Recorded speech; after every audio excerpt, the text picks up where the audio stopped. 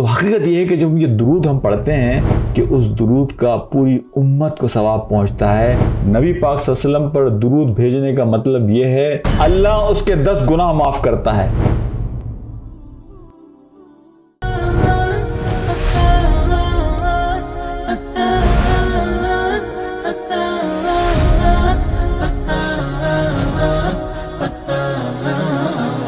ये जो कुरान की आयत हम पढ़ते हैं, इन्नल्लाह व मलाइकतु युसल्लूना अलन नबी या अय्युहल्लज़ीना आमनू सल्लु अलैहि व सल्लिमु तस्लीमा, कि अल्लाह सुब्हानहू व तआला हमें हिदायत कर रहे हैं कि अल्लाह और उसके फरिश्ते नबी पर दुरूद भेजते हैं, तो तुम भी अल्लाह के रसूल पर दुरूद और सलाम भेजा करो।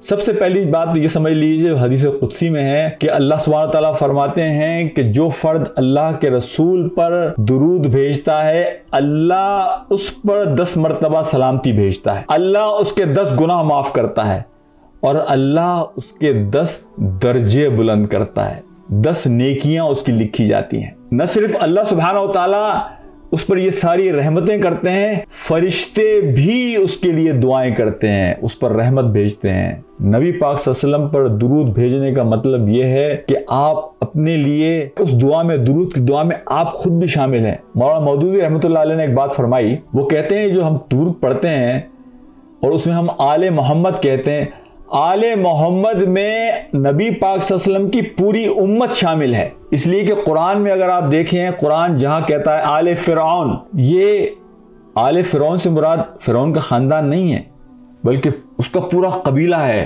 तमाम लोग के जो उसके साथ थे वो सब शामिल हैं उसके अंदर। तो फिरौन की पूरी उम्मत आले फिरौन में शामिल है।